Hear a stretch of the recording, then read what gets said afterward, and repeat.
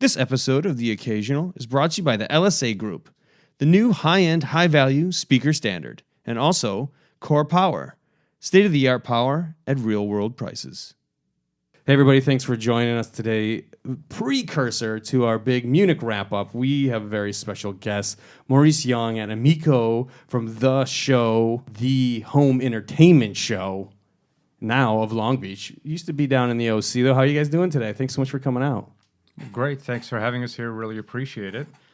So the show is at a new venue this year. Going to be at the Long Beach Hilton, the Hilton Long Beach, the Hilton LBs. You were down near the OC for a couple of years, but actually, Bryan Beasley and I were both at the show last year, and we had a wonderful time. It was my first time. Good. I really glad enjoyed to hear it. No, glad to hear it. So you have a new venue this year, and what kind of went into the decision making, and why you guys changed venues? Really opportunity. Where we were at in the OC, we could only grow so far, and we had a lot of major vendors and smaller vendors too that were looking for larger rooms and more opportunity to be able to expand. And we looked around, and the best location I could find was there in Long Beach, and we dealt with the Hilton once before, and they're a business-orientated, basically company that understands business and really respects trade shows. A lot of hotels don't like trade shows, you know, especially this one when you start pulling furniture out and you're putting in speakers in there. True. Yeah. There is a level of panic and stress that you see in the employees that just goes way past the Geiger counter. So, you know, the Hilton was used to this. They loved it, the idea. We brought some of our top exhibitors, and they looked at it and they just fell in love with it, and there's just a lot of room for us to grow for the next, you know, couple of years. Long Beach also offered us the opportunity of airline travel. We've got Long Beach Airport that's like 10 minutes away. We've got LAX on a really good day. You're there in 25 minutes. So we've got international and national opportunities for people to come to. The local area is vibrant. You know, it doesn't die at 8 o'clock at night. We kind of ran into that at the Irvine section where there was like nothing going on. So, you know, we wanted some energy, and there's a good youthful mix of people in the Long Beach area. We really wanted a really good mix, and forward thinking into the future is what we're looking for. The show's been in business for 20 years, and I want it to continue for another 20 years past me. Yeah, and playing off the Emiko, what are some of the differences that you're going to see from the show this year, you think? This year, last year was my first year I was brought on to be the director. Well, I was brought on as the social media guru and as sort of the host for the show. And then I got made the director of marketing and social media relations. And so coming from a music background myself, this year, what we've worked really hard to do is to bridge what is realistically a gap for some people between music creators and music listeners, aka audiophiles, right? So we're getting much more community-minded. We're getting much more human-minded. You're going to see a lot of different things in terms of the concert that we're doing. We're doing a live 2-track reel-to-reel recording that's going to be engineered by a Grammy award-winning multi-platinum producer this year at the show. We have a documentary. We've been doing monthly events with a lot of our community partners, dealers, exhibitors. X marks the spot at Capitol Studios, which you guys were at. So we're taking this from an annual, once annual event to being something that's in your face, in the front burners of your mind all the time. Because every time you listen to music, you should be listening to music in the best possible environment. And if we can help bring that to you, we're going to do it. That's awesome. I mean, one of the things, and obviously something different is happening in the studio today. You talked a little bit about this documentary, and there's an entire film crew in here videotaping us. Of course. Tell us a little bit about this documentary. Well, just a short note. You've signed all your rights away, so whatever you put up there. All right. Go ahead. 0% of 0 is still 0. So right. Enjoy. It's a zero-sum game. Let's do recall that. That's right.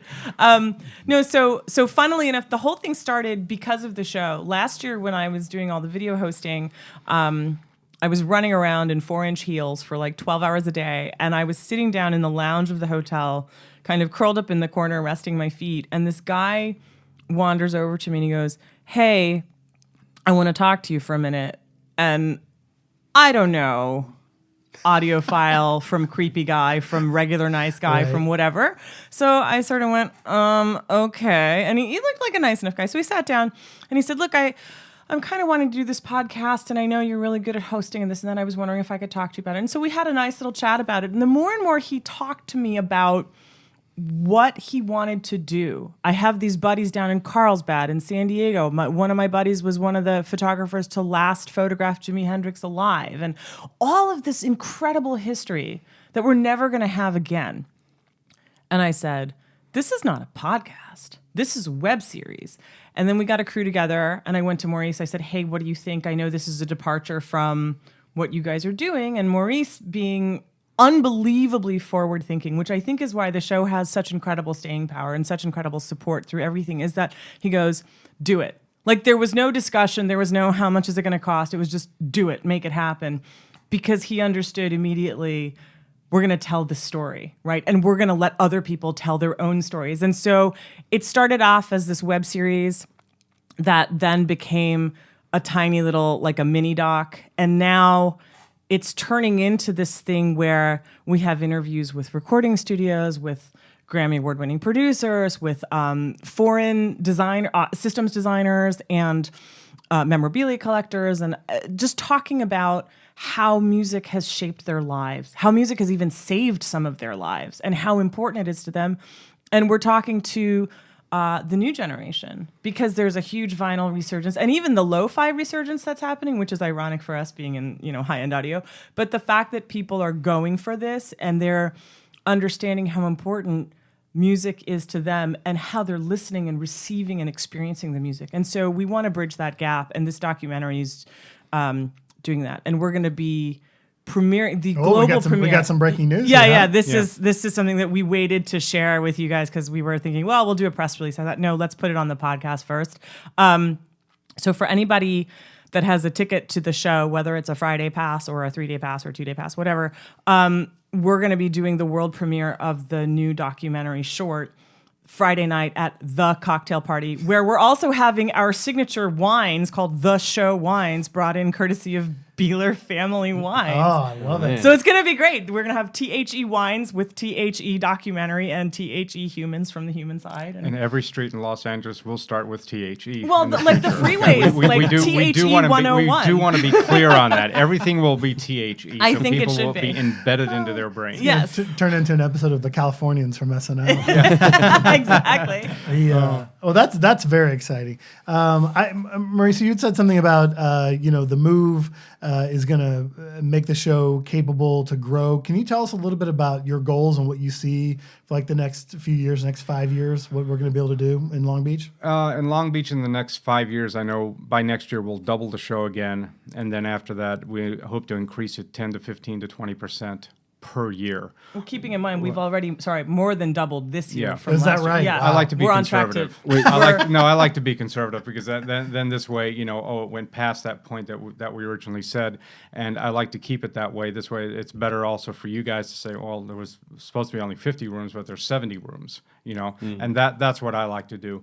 And she is correct. It is more than double that. We're on track to triple. And to triple almost, it. I think. So, Wow. and what I'm really looking to do in the future is to bring more of the international in. We've got some, but we're going to get a lot of Europe in. We're going to get some of the Japanese back in for next year.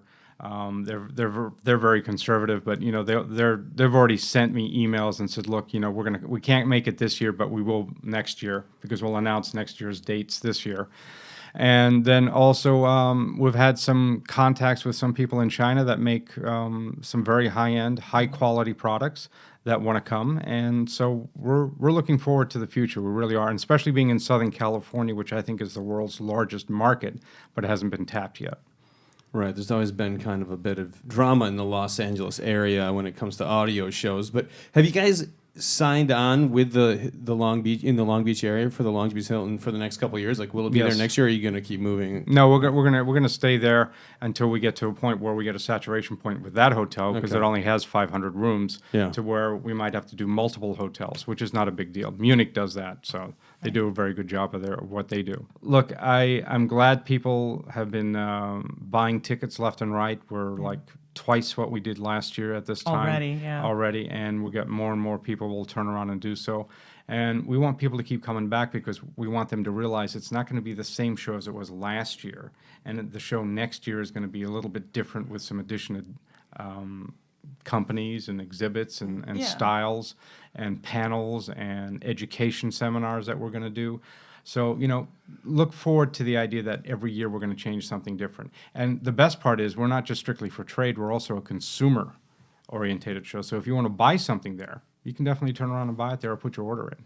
Yeah, I think for me, it's just I got thrown into this whole thing just as last year was happening on sort of short notice. And so for me, I would say a huge thank you to everybody that has continued to support the show and who have been, I hate to use the word brave or courageous because it's high-end audio, but who have been brave enough to step out of the comfort zone of how things have always been and say, oh, no, Yeah. we're going to go into a new frontier, into a new territory with them.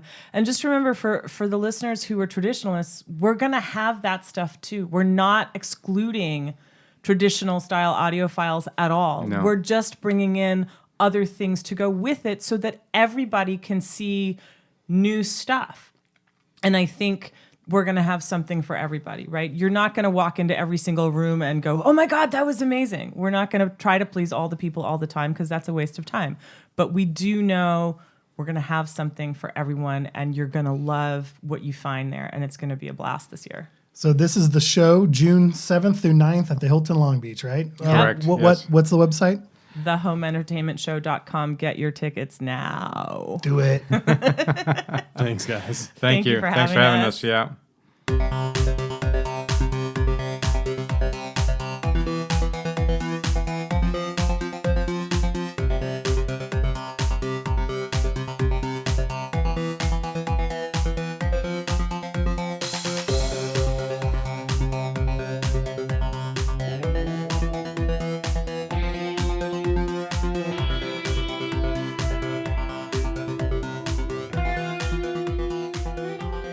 Hello, everybody. Thank you for coming. Thank you for joining me and part-time audiophile, editor, head honcho, creator, founder, Scot Hull. So you have tuned in to our wrap-up report, our summary, our top 10 list for perhaps, and correct me if I'm wrong here, Scott, the biggest audio show on the planet. The Munich high-end audio show in Germany.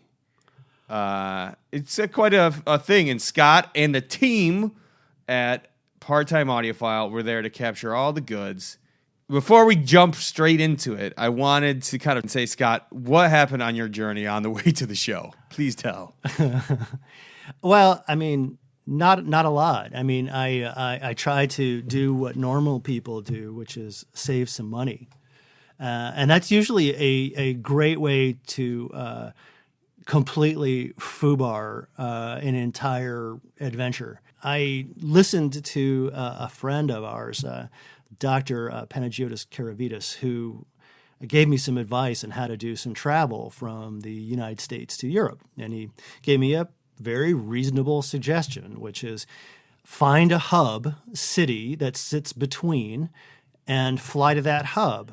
Break your trip at the hub, spend a day or so there, dump your jet lag, and then fly from that hub to anywhere in Europe. And it turns out that when That sounds reasonable. Yeah, when you do that, interesting things happen. I mean, a direct flight for me from DC to Munich would have cost me $1,600, which is not cheap.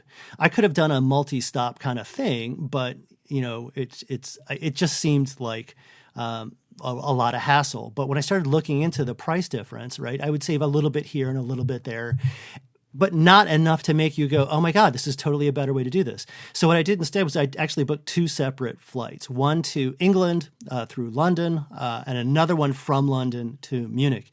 And by doing that, I mean, I saved like more than half, and it was magic. Two flights completely disconnected. Brexit is apparently doing amazing things for travel incentives. So anybody who is listening to this, totally hop on that and get to London as quickly as you can. So I did that. So I end up in London. I'm completely foobarred, right? Completely lost to jet lag. and I'm wandering around trying to figure out what I'm going to do, get to my hotel, stare at the wall, drink like 15 cups of coffee, because I know that if I go to sleep, I'm dead, right? Just it screws up everything. You need to stay up as long as you possibly can and then go to sleep when the locals go to sleep, and then wake up the next day and you'll be relatively okay. Makes sense. So I do all of that. I spend my whole day awake. I go downtown. I go down to Westminster Abbey. I see Buckingham Palace. I see Big Ben under a ton of scaffolding. I get rained on. I go to a pub. I do the stuff, right? I have a good time. And then I go back to my hotel. I completely faceplant, emerge from a coma like 10 hours later, get to the airport on time to fly because, I'm being responsible, which is completely unlike me. And I'm sitting there at the gate, and the agent's looking at me going, oh. And you sit there and you have that sense that something is about to go horribly wrong when they're looking at your papers and they're saying, oh. And then they said, oh. And sir, I'm really sorry to say, but you can't fly on this passport. And this is when I learned that you need to have a certain amount of time on your passport before you're allowed entry into certain countries. Like the EU, you need 3 months on your US passport, or really any passport, before they'll let you in. Okay, fine. So I have this perfectly valid passport, except I can't use it to travel. Yeah, that's just how that works. So I'm sitting there looking at her going, I'm in London. So what am I doing? Am I going to go home? Am I stuck? Well, what's the deal? And she said, well, look, you can do two things. You can spend your time, because your return flight to DC, I'm seeing, isn't until Monday. So you can spend the next few days here in England. And I'm sitting there thinking, oh, that actually doesn't sound too horrible. Or, she said, you can turn right around and you can go home and fix your passport. And I said, that sounds pretty awful. Going to D.C. And fixing your passport, dealing with the State Department. I highly recommend root canal first. But it's just there's nothing about going to the State Department which is appealing to a resident of D.C. She did say there may be a third option. Have you tried the U.S. Embassy here in London? And so this is what I ended up doing. She printed off like Google Maps directions, and it's like an hour and a half on a tube. Anyway, I'm hoofing it into the to the U.S. Embassy. I get there, right? It's like a fortress. To get into it, you have to get rid of your bags. You can't bring your bags into the embassy. And I'm sitting there thinking to myself, Really? this is interesting, right? Good security. So where do you recommend I take them? Well, there's a coffee shop across the street for you can check your bag at the coffee shop. These are words I never thought I would ever hear anyone say. So I go to the coffee house, and for £10, I'm able to leave whatever I want there, kind of like a bellhop stand, and they'll give me a cup of coffee. So I left my stuff, grabbed my coffee, and went into the U.S. Embassy. And I kid you not, within like 45 minutes, I had a brand new passport. It was like clockwork. It was that fast? It was unbelievable. It was, in fact, the best experience with the U.S. government I've ever had. So quick, so efficient, so kind. And I think at this point I should mention that at no point did I actually speak to an American. They were all English. Everyone I met was English. Even the guys with the giant guns that were like outside of the embassy, they were all English. So anyways, I got my new passport. I'm feeling pretty good. I got an hour and a half ride back to the airport. The ticketing agent, the gate agent said, dude, just show up. We will put you on whatever flight we can.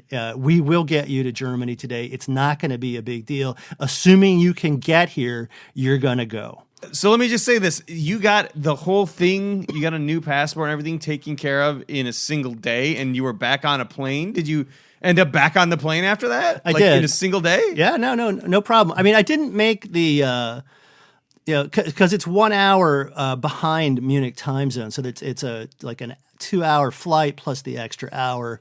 I ended up getting into Munich, I think landing around 5:30, 6 o'clock. And then up to the show thereafter. So I missed the entire trade day, 1 day of a 4-day show, but that's all I missed, right? I would have been there if all things had gone well. I would have been there at noon, but I got there just a few hours later. Yeah, it was remarkable. Just a little bit of a little bit of blood, only one kidney, and I was on my way. Tell me first impressions. You land there. Have you been to the show before, or was this your first time? No, this is not my first time. So I kind of knew what I was in for. And for anybody who's ever gone to a high-end audio show in North America, Munich is different, right? You get off the plane, and the first thing that you are kind of clued into that something's happening in this town, which is a decent-sized town, right? It's not like some podunk like a village, right? It's a serious industrial town. You're coming off your boarding gate and you're walking to like baggage claim or wherever, and you start seeing signs in the airport, right? Where to go to pick up a shuttle, that there's a high-end audio show. It's at this place at this time during these days, and you can go get your badge here. You can go do this there. Go this way to go ahead and meet the free shuttle bus. Wait, hold on. So is it like the biggest thing in Munich during that time period? I can't tell you, but it was nuts. It's really funny to me because when an audio show is in a city in the U.S., it's not only is it never the biggest thing in that city, there's usually like some other weird convention that's bigger at the same time. Right. Like the restaurant convention or the porn convention or the high-heeled shoe convention, right? Something else is happening. Or the brony convention. There was nothing else that I really saw. Of course, I was kind of, just amazed and dazed. That said, what I did see was stuff for high end everywhere. I mean, the big banners, signs on the side of the road. They had a bus from the airport. How nice was this? It's a big old shuttle bus. And for those of us that have gone to a lot of shows, you're sitting there thinking to yourself, "Hey, that sounds really nice." It is nice. It's just a nice little thought that the show producers kind of threw out there for us. So you felt cared for the entire way. And there was this sense that the entire town was at least vaguely aware that something was happening because of the signage, right? And you show up at the MOC, which is this, it's a convention center. So it's big, right? It's got that kind of Las Vegas convention center type style to it. You drive up, there's signs all along the road from all kinds of high-end vendors. There are lots of people milling about. There's this giant white ball with big blue letters across it that says high-end. You feel like you're in a carnival, right? It's just lovely. It feels really different, like you're doing something special. And then you walk into the show itself, and it's a zoo. The numbers that they published from the show this year said something along the lines of over 20,000 people went to the audio show that weekend. 20,000, and there were hundreds and hundreds of high-end vendors demoing their stuff there. I had this moment where I kind of was reaching for a calculator and thinking, if you took all of the high-end audio shows in North America, they'd be about the same size as Munich.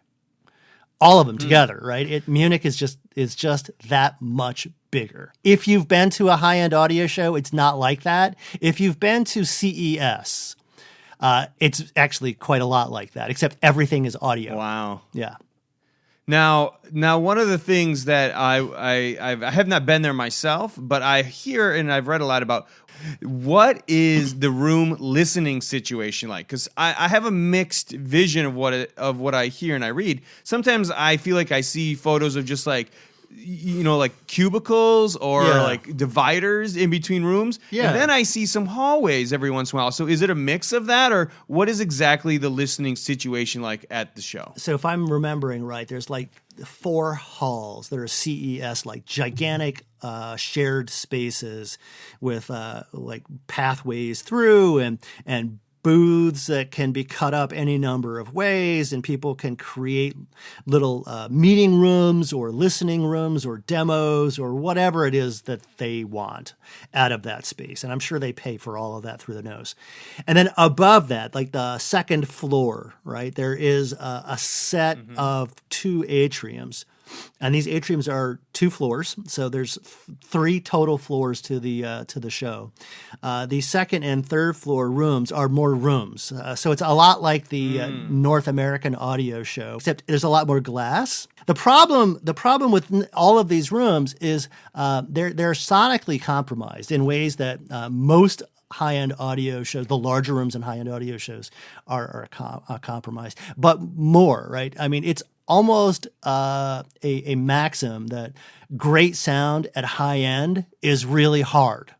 You go to Expona, when we went to Expona, there was a lot of rooms that sounded way better than good, right? A lot of stuff that was just, wow, that's really fantastic. At high end, that was rarer, and it was almost beside the point.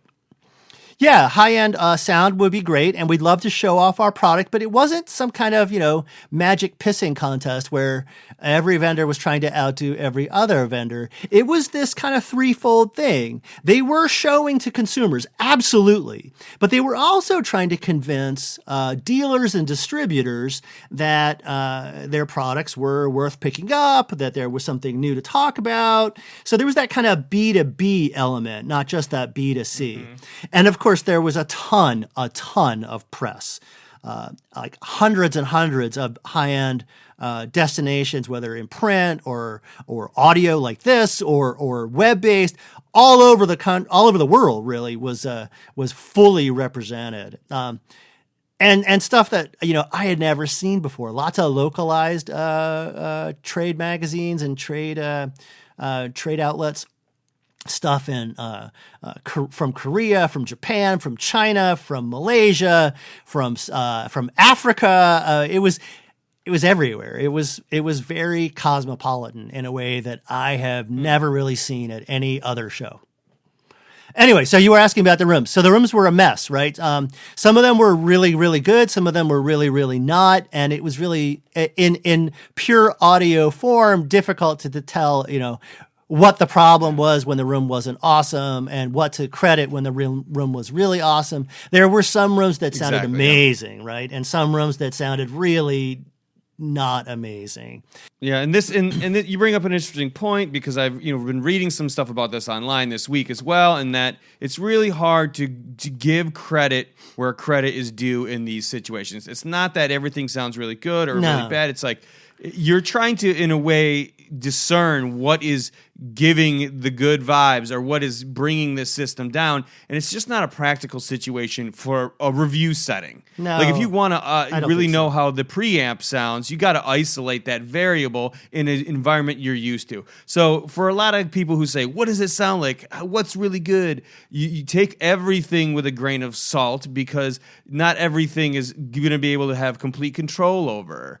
But there is some, obviously some stuff does sound good, but if you don't hear something mentioned here, that doesn't mean that company's not great as well. It's just a lot of things go into, the final outcome. It's true. If we don't mention it, it's terrible. No, the point of it, the point of a high-end audio show is that it really is impossible to say what caused what. There's no causality argument you can make and have it, true with a straight face. Yeah. I mean, I know people who walked into a lot of these rooms and said, I'm familiar with this and I'm familiar with that. Therefore, what I must be hearing that's different is this. And that's an argument that you can make. I think it's not a good argument because, again, MOC, room conditions, who knows what's happening. And this show is notorious. All right, so let's get into the top 10 lists. So very clearly, and top of the list, no question, no contest, no comparison, crispy pork knuckle. Who thought to eat this stuff, right? I mean, it's just this giant hunk of meat with a crispy skin wrapper on it with brown gravy served with potatoes and get a nice big old wheat beer beside that. Just phenomenal. Okay, so aside from food, all things pork, I don't know how anybody goes to this show if you are even remotely diet-oriented or possibly vegetarian. It's like you're going to go and fast for 4 days. Bavaria does not have your back if you are not a fan of the pork. Probably the biggest news from the audio show was the new Garrard. This is a new turntable based on an old turntable, the Garrard 301, 401. These are legendary direct drive turntables. This stuff has not been made in I don't know how long, decades now, but the brand was bought by SME. And they're now, looks like, bringing back these legendary direct drive turntable designs. That's really all we know. We saw a model, a working model. We heard one in one of the rooms paired with some Spender speakers, but the turntable itself, they have no details on it. They have no idea what the price is going to be, no idea what the specs are going to be, no idea what the availability is going to be. All we do know is that they will be making them, and there will be a warranty, and that's pretty cool. So we'll hopefully hear more about what this legendary turntable from a legendary brand, also now being sold by another legendary brand, will bring. So that was something fascinating. Wanted to know more about it. Sadly, there was not a lot of details available. Okay, next thing.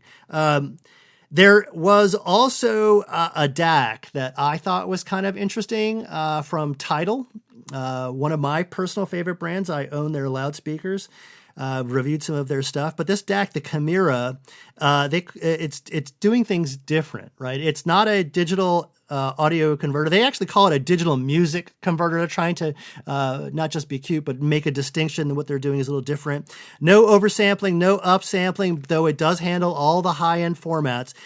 They use something odd, right? What they really went for is the fact that most of our music is not high res. It's still, CD quality, whether it's streamed or coming off of a CD transport or whatever, right?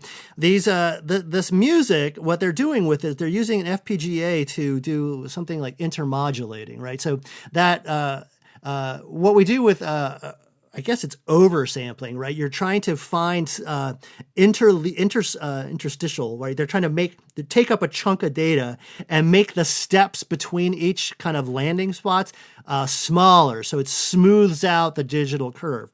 What T.H.E. is doing is they're doing that with 44.1, right? And the result is a smoother, more organic, more rich experience, right? It's not oversampling. It's not upsampling. It's different. And the upshot will remain to be heard. But I was really curious. I do most of my streaming on Tidal and now moving to Qobuz, seeing a lot more high-end stuff coming from that. So this will be interesting as a DAC that may sit in both spaces, because I still have a host of CDs too, and I'd love to see what this does with a nice CD transport. So that was interesting.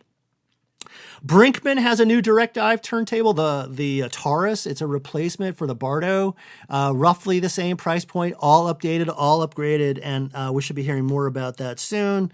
On the extreme far end, Estelon released its brand new Forza loudspeakers. If you have to ask the price, you're not going to be able to afford it. But the elegance of these speakers is just untouched. I mean, I don't see anything like this in high-end audio. It's very elegant, kind of swoopy, kind of organic looking in a kind of, a modern art sort of way. These are speakers that collectors would have in their systems, in their homes, and not feel like you just imported a giant space penis. It's really a cool look.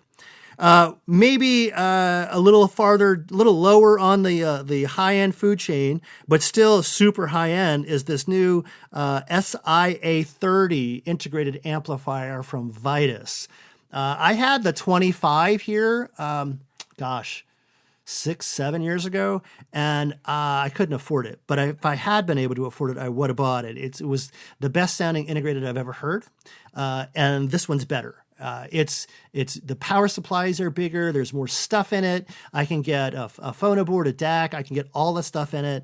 It's beautiful. It was shown here at High End in a very cool, like anodized orange. I kind of wanted it.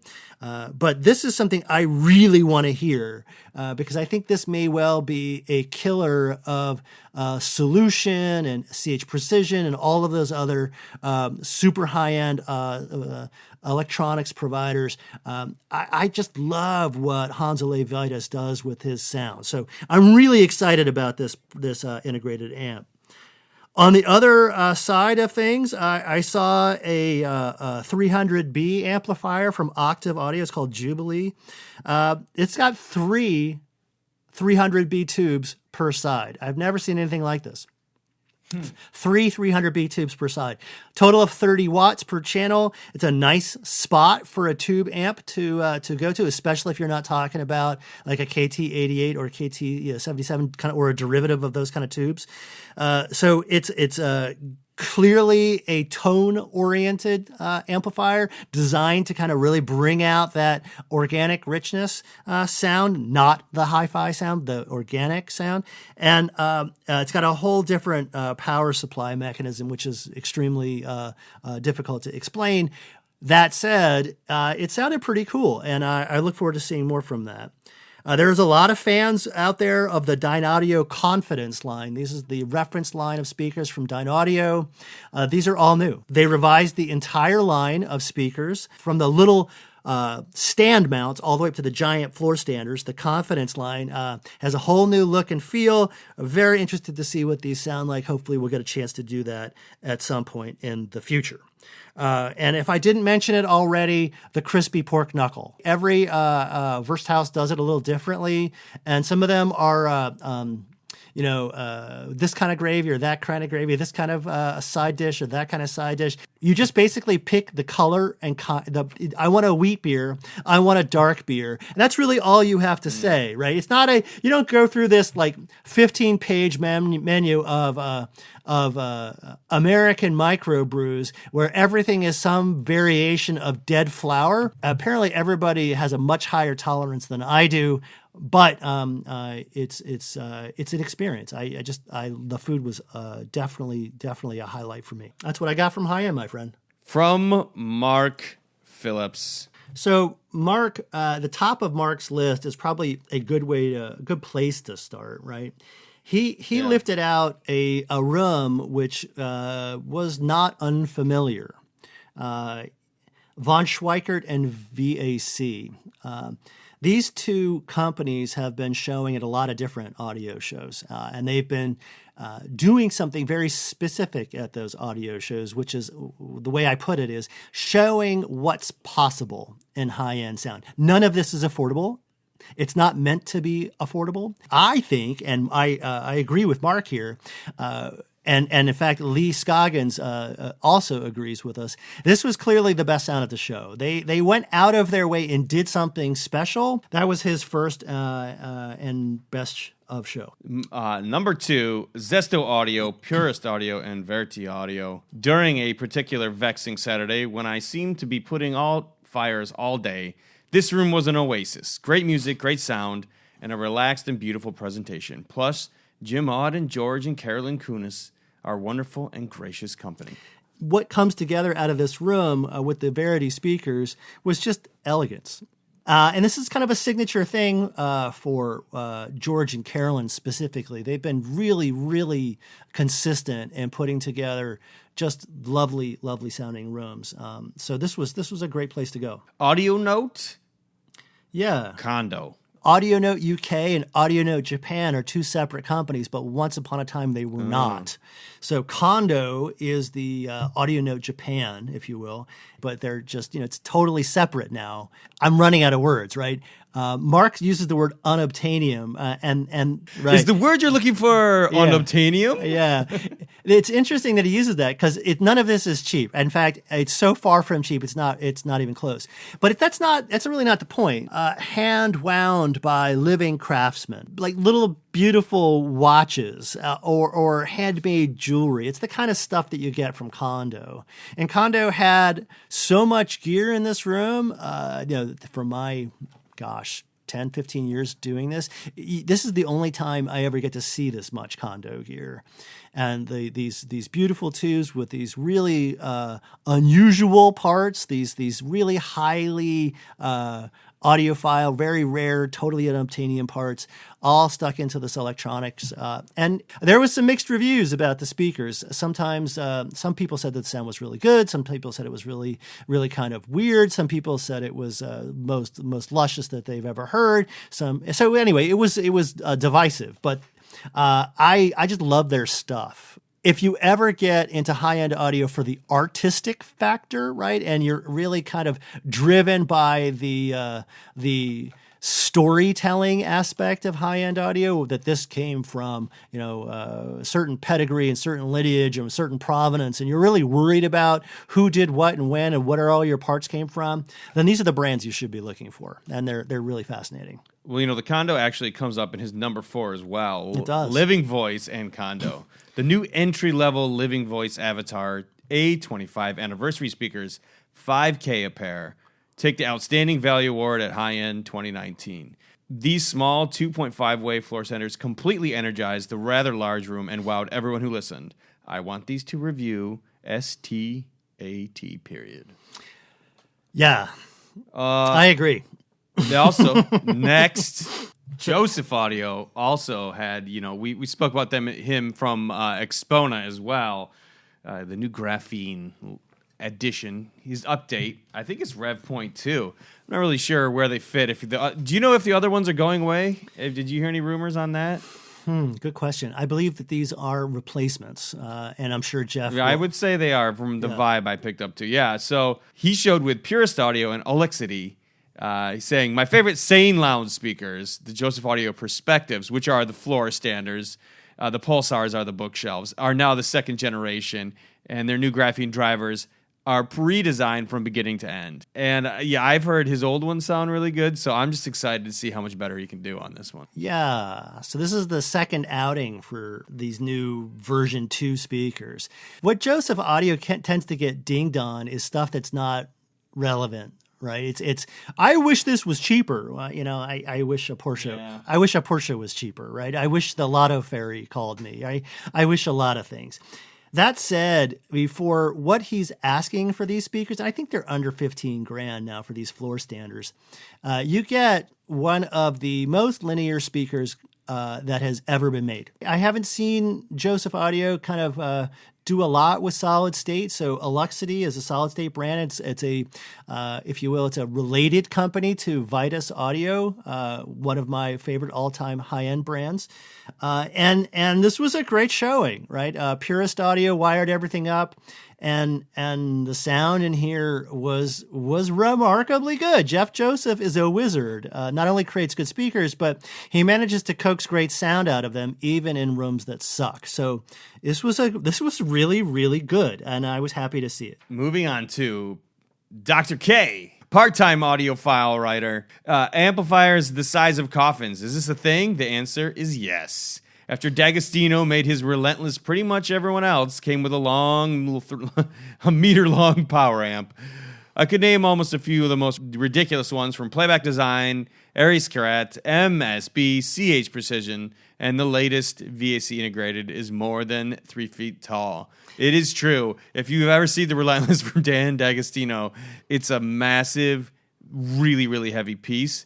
And, it's one direction to go. The bass is tighter and the highs are airier. Yeah. The bass has been getting more firm by the year and so many years in a row that it now has constipation. That's fucking hilarious. Oh, my God. I didn't read that the first time I read this. Yeah. The bass has been getting more firm by year. So many years in a row that it now has constipation. Upper extension and airiness has reached stratospheric levels. Maybe the industry should evolve a bit. Aren't they sick and tired of repeating themselves? Now, I do have a comment for this. I will say that occasionally when you go to the audio shows, there is a lot of treble to be had because, unfortunately, a lot in the U.S., a lot of the older gentlemen and the highs, they lose their hearing. So a balanced sound to the market that they're going to isn't a balanced sound to the general population.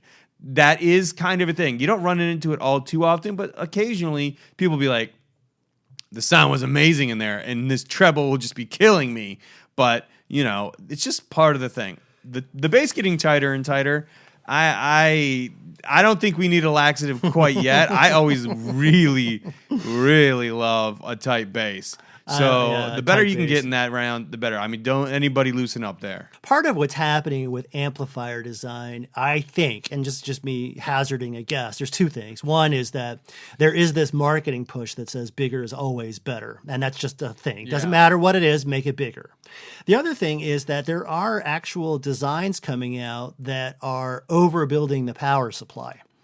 So the sheer physics of it means that you need really, really big heat sinks to deal with Class A heat dissipation, and you need a massive power supply to be able to provide the current necessary when you hit whatever note you have on that speaker, which dips into the negative ohm range or something ridiculous, right? So we have this kind of he said, she said, this kind of one-upsmanship, if you will, between speaker designers making crazy speakers and amplifier designers trying to make those speakers work the way they were designed.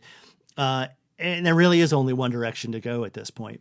That said, I will go back to that first comment. There are people out there who have looked at some of these amplifiers and said they're just not big enough. You need to make it bigger. And if you made it bigger, I would buy it. And now I think we're seeing the fruits of these comments.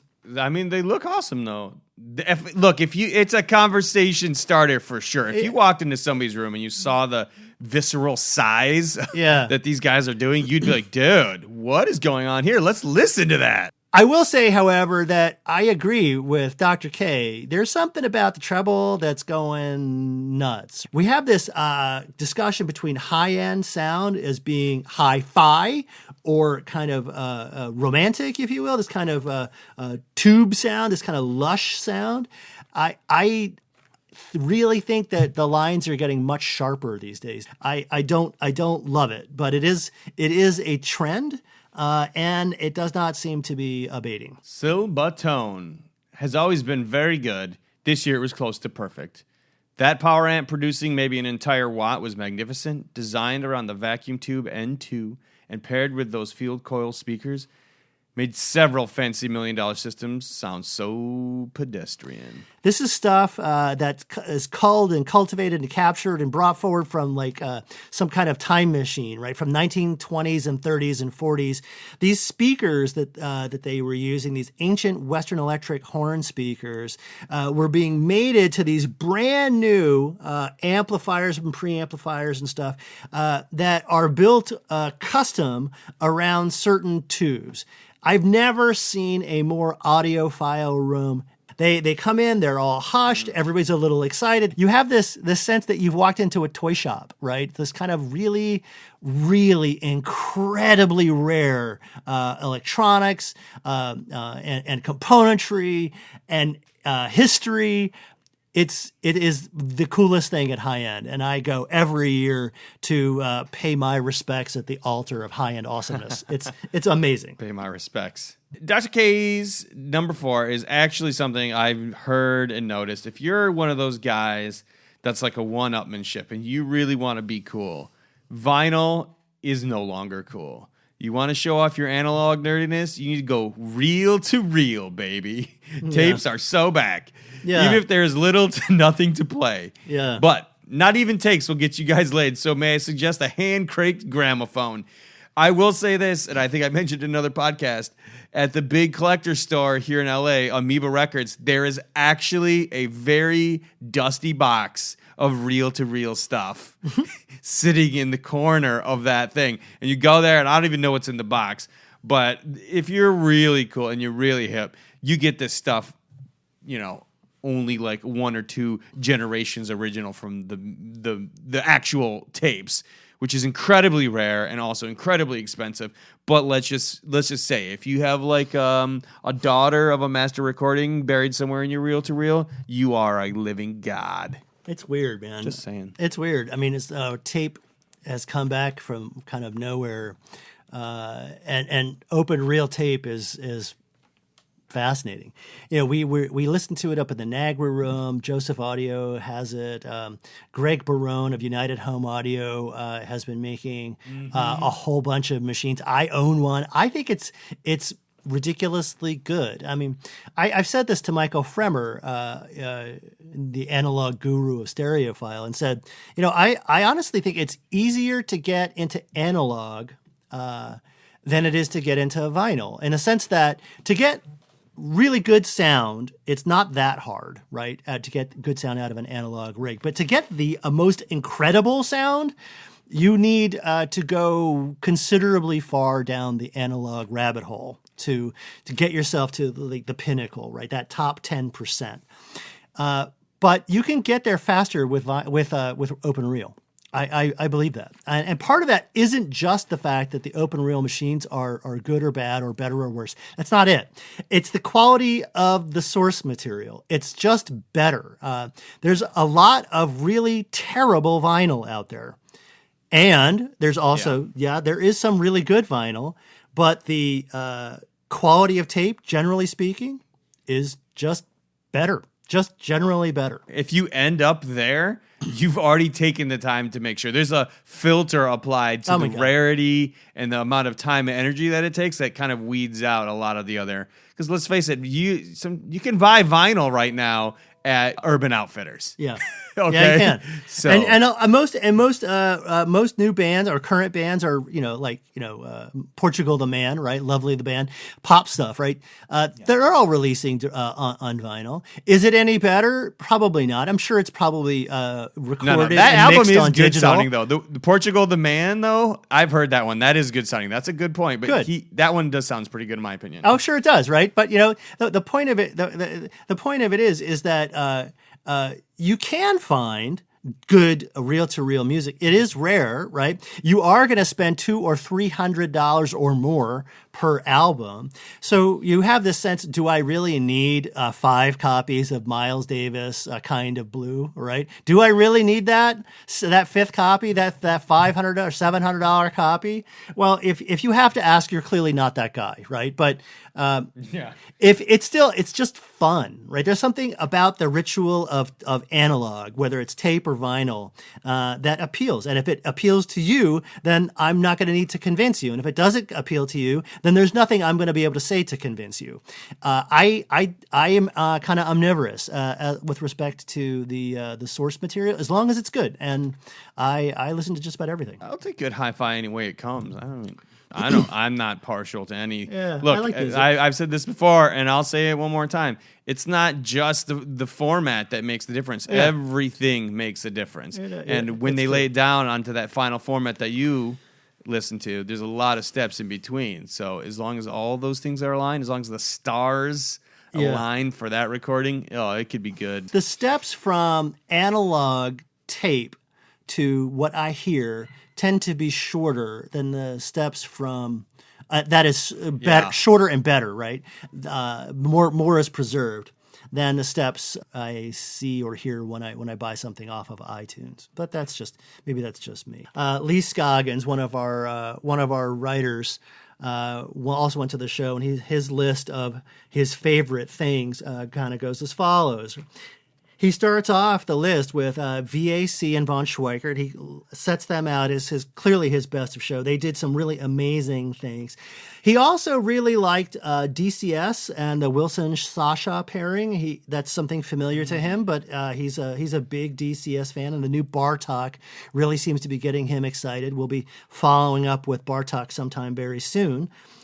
He also called out the new speakers from ELAC. We're going to have to wait and see what he has to say about that. That article is coming. Audio Research has a brand new stereo amplifier, the Reference 130, right? It's the cool KT 150 tubes, but it's got that see-through panel with the view meter that kind of bounces around on it. Very cool aesthetic. New amplifier from Audio Research. He also said that the Mr. Speakers Voce and paired with the Blue Hawaii was the best headphone rig he heard. heard. He did also mention the DCS Bar Talk as another cool hi-fi experience available at Munich. There was an entire room that DCS had on the floor of the hall where you could walk in. It was the ceiling and walls and whatnot, and little tables that were set out, and say, like, I don't know, 10, 20 bar talks with a bunch of different headphones. And you could sit there and listen to music on that too. The most unusual pairing he heard, Goebel speakers and Engstrom amplifiers. These are European brands. Don't see a whole lot of them in the United States. We have seen them a couple times at some audio shows. Lee went and checked those out and gave those definitely big thumbs up, one of his top 3 rooms. I actually have a very special bonus. A bonus top 5 for you guys. Straight from Eric Shook. He did not make it out to Munich, but he did rather take one for the team and head out to Texas. Yeah! He went to Dallas, Texas, actually, and went to the Lone Star Audio Fest. And he came back with this. Number 5, Steven Slasso, Stereo Clarity, The Best Wings. Number 4, Dave Thompson's Raven Audio. Best roommates who can play custom music tailored for dogs. Not kidding. It's a real thing. Google it. Number 3, Greg Roberts, Volti Audio. The best barbecue in Dallas is probably in Austin. It's a lot of food. There's a lot of food theme here I think we got going. Oh, yeah. Number 3, Norm Tracy's Audio Crafters Guild. The classiest room and even good when you're on drugs. Number 1, Russ Gates, Blowtorch Audio Works. Sounds like he had a good time. Not the biggest show, but I think he had a lot of fun, from what I gather. Yeah, the Lone Star show. I mean, the Lone Star show is a different kind of format, right? You go to the Capital Audio Fest or even Expono back in the day, and you had 30, 40 rooms. You had locals showing up with their cool stuff, and it became an excuse to go party. And I think this is really the heart and soul of the whole high-end experience. It's that it should be shared. It should be fun. And the point about food is right on, right? I mean, what is more human than sitting down and breaking bread with a bunch of nerds you happen to share something with? And these audio shows are excuses to get out of your doldrums, out of your boring day, and go do something you really ought to be doing all along. Which is enjoying something awesome. And I know Eric had a great time. Scott, thank you so much for your help. Sure. It sounds like it was a wonderful season, really, wasn't it, for audio shows? A lot of great stuff. It's been a great track. And, we're just getting going here, folks. We still have the show in Long Beach ahead of us, and then Rocky Mountain after that. And what a year it's been for shows. Fun stuff, great sounding rooms. I always get so jazzed. I get jazzed for shows. I like it. It's good times. It's man. not just because they play Diana Krall constantly either. It must be. Thank you so much for doing this, Brian. I really appreciate the opportunity to get on and babble at you. The recommendation I have to make to anybody and everybody who hears us, go to a show. Just do it. If you haven't done it, you're missing out. There's really nothing like it. So, put down the keyboard, move away from all of your audio forums, and go experience in real time, in your real body, what this high-end hobby has to offer. Meet the people, talk to the folks, eat the crispy pork knuckle. You'll love it, right? It's a whole different scene when you engage the people and not just the music. I couldn't agree more. If you get a chance, the difference between reading about high-end audio in the forums and going to one of these shows is so polar opposite. I could not agree more. You set down the keyboard, head out, go hang out with the people, connect with humans, connect with the music, and I think you'll have a good time. Just saying. I agree.